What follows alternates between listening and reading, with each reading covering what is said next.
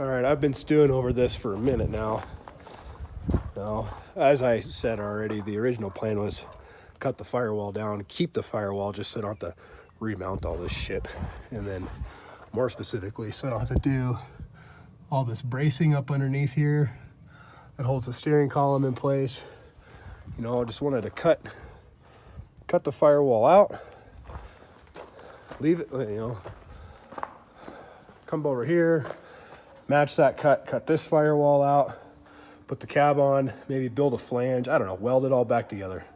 But the more I'm thinking about it, man, I don't know, the cab of this truck is in such good shape. I don't know if I really want to screw with it. I think I'd rather leave everything in place on the firewall, strip everything off of this one, fill all the holes, and then remount all this stuff.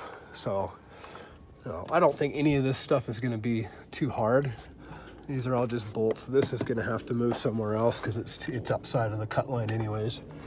This one's going to suck, I think. The steering wheel bracket. This is just a big plate. Actually, it looks like it mounts up there, but I mean, I think it's going to be easier. There's some penetrations there, a couple holes, grommets. I mean, there's really not a lot to it to, you know, have to put some bolts through it, we'll tack weld them on, whatever. I don't know. I think it makes more sense to scrap this firewall completely. And then we can, you know, reuse the forward mounting brackets and everything for the cab up here. The air cleaner can go away. I think that's the way to do it. I really do. And then we have these big giant holes. I don't have to worry about filling those ones. Or the heater hose can go through that for the Ford. And then reuse the original doghouse for the International. I'll have to see how well that fits, but it looks like it's, well, I don't know, I have to see how well that fits up there, but I just didn't want to have to take all this crap off and remount it, but realistically, I think that's a better option than trying to graft that in. I don't think I'm going to be able to cut this.